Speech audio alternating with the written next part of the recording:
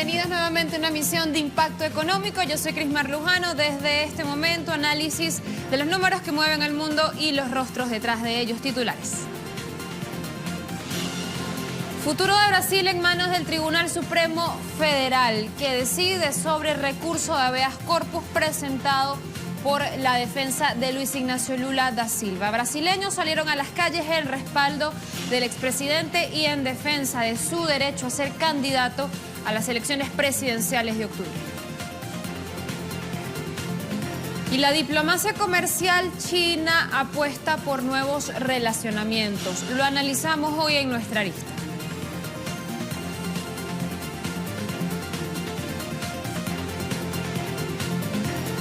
Y el gobierno de Mariano Rajoy busca un acuerdo bilateral sobre Gibraltar con Reino Unido a través del Brexit.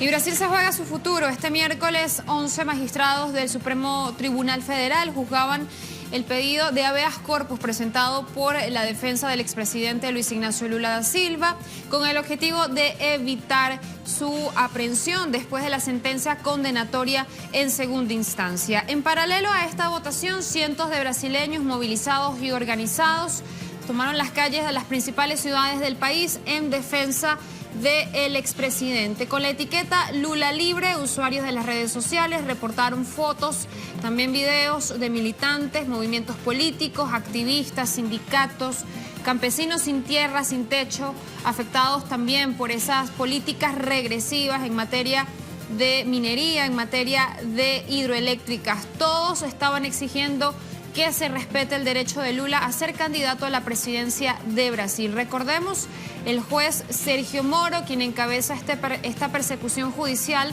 en contra del exmandatario brasileño, lo sentenció en julio de 2017 a 9 años de prisión por corrupción pasiva y lavado de dinero. Sentencia que fue ratificada luego en enero pasado por el Tribunal Regional Federal sin prueba de estos supuestos delitos. Ahora bien, nos preguntamos, ¿por qué sin ninguna prueba Lula es juzgado y sentenciado? ¿Por qué impedir su candidatura? En principio, porque pese a esta arremetida judicial, mediática, incluso económica, también ese intento de asesinato, Lula da Silva lidera las encuestas para ganar las próximas elecciones presidenciales que se van a celebrar en Brasil en octubre. ¿Y qué cosas lo vuelven el favorito? Algunos datos. Durante su gestión de 2003 a 2011, alrededor de 30 millones de brasileños superaron el umbral de la pobreza gracias a la implementación de programas sociales tales como Bolsa Familia, Mi Casa Mi Vida y el Plan Más Médicos, que llegaron a rincones de Brasil que antes se quedaban al margen de esos beneficios. Y por ello también se le valió ese reconocimiento a escala mundial a la gestión del líder del Partido de los Trabajadores. Asimismo, aseguró la inclusión económica de las mayorías con la creación de millones de nuevos puestos de trabajo. Hablamos que cuando él estaba en el 2002, es decir, antes de entrar a la presidencia, la tasa de desempleo era 10,5% y se redujo hasta 5,7% en 2010. También promovió la descentralización de los servicios públicos y mejoró la redistribución de la renta petrolera. Transformó al gigante latinoamericano en una potencia exportadora de crudo, financiando un plan de exploración por 224.000 millones de dólares. Inversión pública para la joya de la corona brasileña, Petrobras. Pero además, un dato no menor aquí es que al dejar la presidencia contaba con cerca del 80% de la aprobación ciudadana.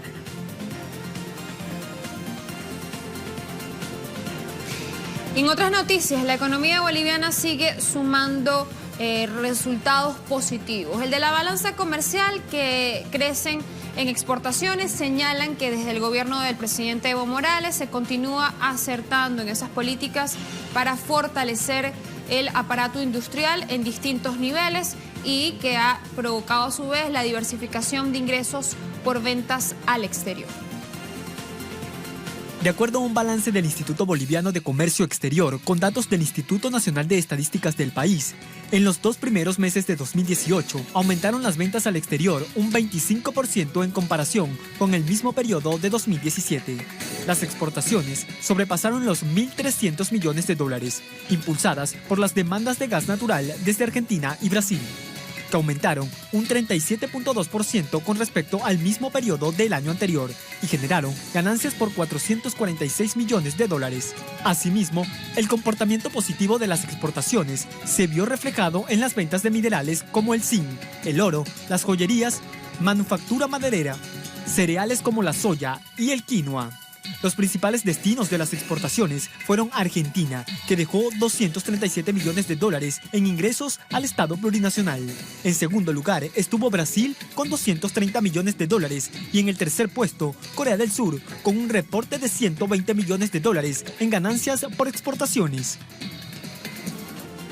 Bien, tenemos más informaciones. Fíjense que la Organización para la Cooperación y el Desarrollo Económico, la OCDE, ha llamado la atención de su único miembro en la región de Sudamérica sobre la inclusión. Vamos a leer a continuación este titular del portal América Economía. OCDE advierte que Chile debe mejorar competencias de sus trabajadores para avanzar en productividad e inclusión. El organismo, también conocido como el Club de los Países Ricos, reconoce que la economía y los salarios chilenos se han fortalecido tras años de débil desempeño. Sin embargo, asegura que el país debe abordar el reto de mejorar la capacitación entre las mujeres y trabajadores pocos cualificados para impulsar la productividad y también generar un crecimiento inclusivo. En su informe presentado en París, también reconoce a Chile los avances en la mejora de la participación y la calidad educativa. Sin embargo, en la actualidad existe un desajuste entre lo que ellos llaman oferta y demanda de competencias en el país. Recordamos que la OCDE es un organismo que impulsa pues estas políticas de alguna manera de mercado abierto, donde la educación incluso se puede lucrar. En todo caso, indican que en Chile la baja participación de las mujeres en el mercado laboral está relacionada con la dificultad de conciliar la vida laboral y familiar, porque no hay inclusión. Y este miércoles el Senado argentino formó una comisión bicameral para pedirle al ministro de Finanzas, Luis Caputo, explicaciones sobre temas relacionados con el seguimiento de contrataciones de pago de deuda y el irregular aumento también de sus montos en sus cuentas en el extranjero, también conocidas como offshore, algo que al parecer le incomodó al funcionario. Vamos a ver este video. Si no hay orden, levántolas. Si no hay orden, levanto. Si no hay orden, levanto. Levantala porque vamos, dale. Vamos. Lo levanto. Vamos, porque yo ya estoy muerto. Bueno, el ministro pide levantar por el tema del compromiso.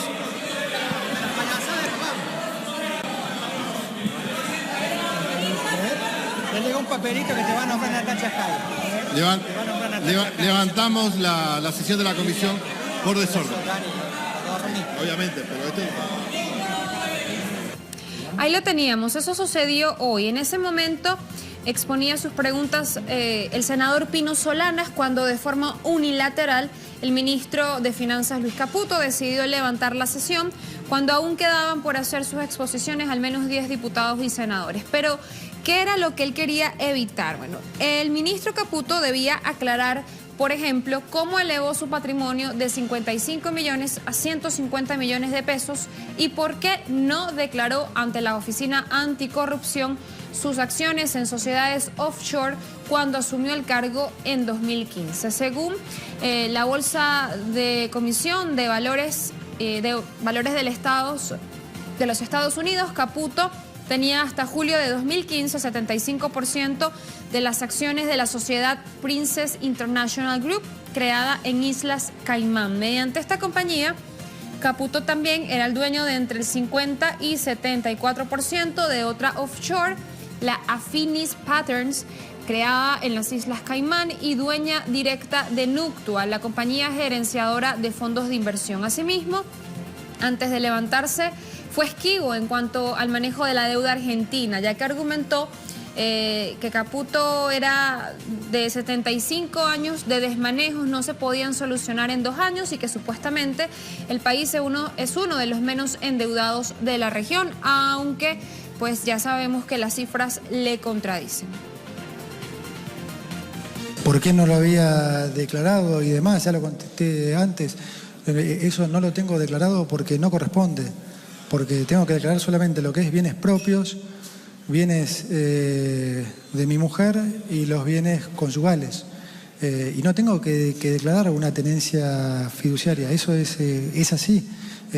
Y está declarado justamente Nuctua, que además es la empresa que la Oficina Anticorrupción tiene que mirar, ¿sí? Porque además si hubiera sido la otra es una empresa irrelevante. Entonces la OA justamente yo tengo justamente declarado la empresa que la OA es la que tiene que mirar. La otra, como no soy propietario, por más que, o sea, tengo una tenencia fiduciaria, no corresponde. Y de vuelta, esa para que no haya ruido con el tema de offshore y demás. Lo digo acá porque en algún momento lo va a decir la justicia. Está declarada por su dueño la empresa esa. Entonces, mal puedo declarar yo algo que ya está declarado por su dueño. Ahí estaría mintiéndole. Estoy seguro que la justicia lo va a aclarar pronto porque es algo súper simple. Yo me presenté 3 veces ya. Y bueno, lo aclarará pronto. Momento de hacer la primera pausa en Impacto Económico. A la vuelta revisamos esa estrategia, la diplomacia comercial de China, cómo juega en el tablero geopolítico. Ya regresamos.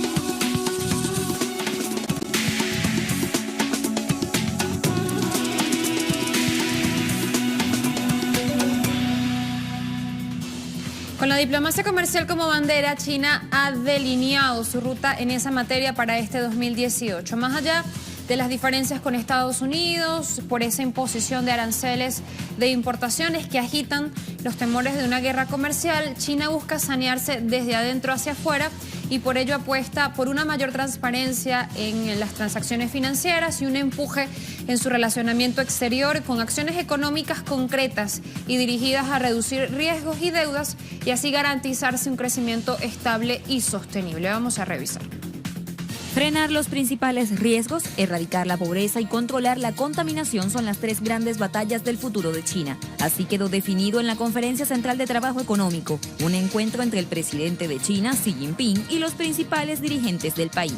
En la reunión se revisó el comportamiento económico de la nación asiática en los últimos 5 años y fijaron los planes y prioridades para el 2018, enmarcados en la innovación, la coordinación y la apertura, en sintonía con la nueva filosofía de desarrollo propuesta por Xi Jinping. En ese sentido, China se comprometió durante los próximos 3 años a continuar su campaña contra el fraude financiero. Acordó adoptar una política monetaria prudente y neutral y una política fiscal proactiva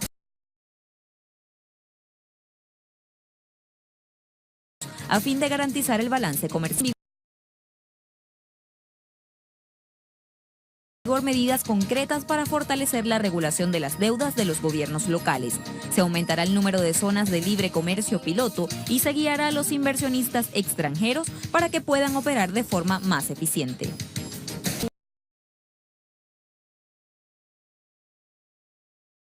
aseguró que mientras el país persigue un crecimiento para tasa alta de crecimiento muy atada también al elevado crecimiento del crédito y de las deudas.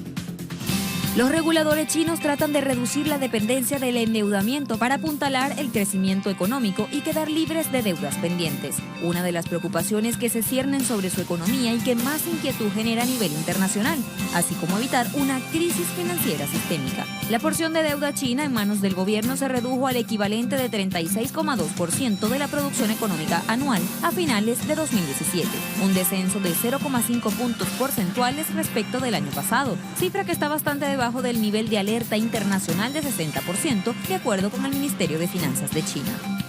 La deuda total de las empresas estatales administradas centralmente en China está bajo control y en constante declive. A fines de 2017, los activos de las empresas estatales centrales totalizaron 54.5 billones de yuanes y la relación deuda promedio a activos fue de 66.3%, 0.4 punto porcentual más bajo que hace un año. El pasivo total de las EPE centrales fue de 36.1 billones de yuanes y 14.4 billones de yuanes de ellos son pasivos que devengan intereses. Entre los 14.4 billones de yuanes de pasivos que devengan intereses, 9.6 billones de yuanes son bancarios, préstamos y valores. En términos generales, el nivel de la deuda de las empresas estatales centrales está bajo control y el resto son las generadas por las acciones comerciales normales. Desde Beijing se dice que estos datos, sumados a un crecimiento económico anual de 6,9% registrado en 2017 y que promete repetirse este 2018, no bastaron para que calificadoras como Moody's y Standard & Poor's descartaran recortar el año pasado la calificación de la deuda soberana china. Hay más estrategias. Made in China 2025, un plan para mejorar el sector manufacturero que se propone en la línea con el concepto de desarrollo abierto y de cooperación en beneficio mutuo, ese ganar-ganar. Una invitación que el gobierno chino ha dejado abierta a empresas nacionales y también extranjeras.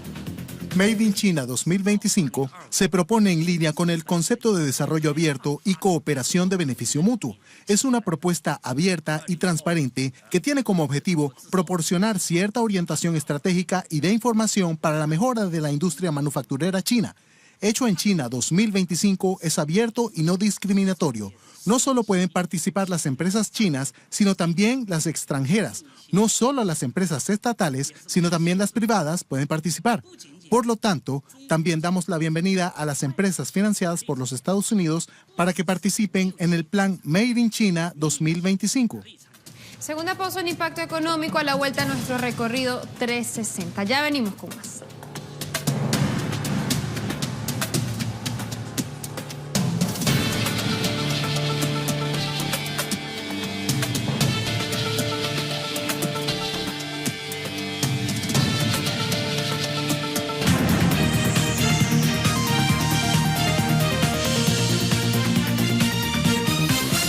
El gobierno de Mariano Rajoy desempolva un tema que estaba engavetado, había estado así durante años, y es justamente el Brexit, esa ocasión que utiliza el gobierno de Mariano Rajoy para manifestar sus intenciones comerciales en Gibraltar. Madrid espera firmar un acuerdo bilateral con Reino Unido. El ministro de Relaciones Exteriores de España, Alfonso Dastis, dijo que las conversaciones del acuerdo se centran en la posible propiedad conjunta del aeropuerto de Gibraltar, un territorio británico de ultramar ubicado en la costa sur del país ibérico.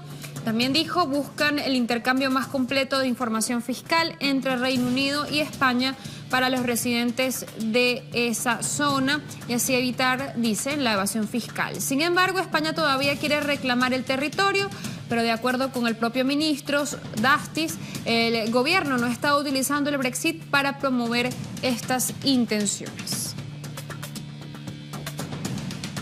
Nosotros queremos ser optimistas de que antes de que lleguemos a la fecha principio límite de octubre, podremos tener un acuerdo que haga posible que el acuerdo de retirada, incluido las disposiciones transitorias, se puedan aplicar a Gibraltar.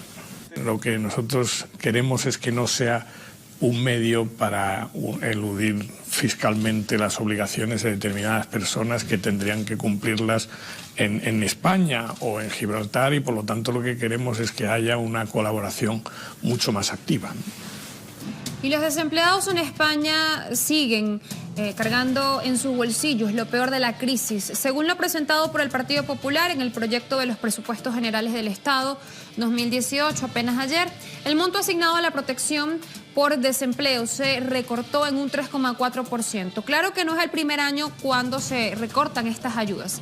Vamos con los datos. Según lo reportado por el Ministerio de Empleo y Seguridad Social, el tijeretazo es indetenible. Si en el 2011 la tasa de cobertura era del 70,7%, ahora esta se ubica en 58,2%. La cuantía de esas ayudas también se ha reducido de 852 euros de media mensual en el 2011 a 804 hasta el año pasado.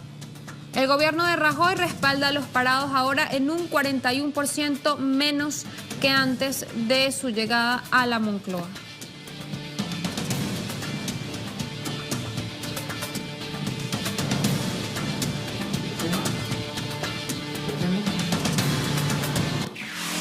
Así llegamos al final de esta emisión de Impacto Económico, como siempre agradeciendo su sintonía y dejándole nuestras cuentas en Twitter, @TelesurTV, @CrismarTelesur. Será hasta mañana. Chao, chao.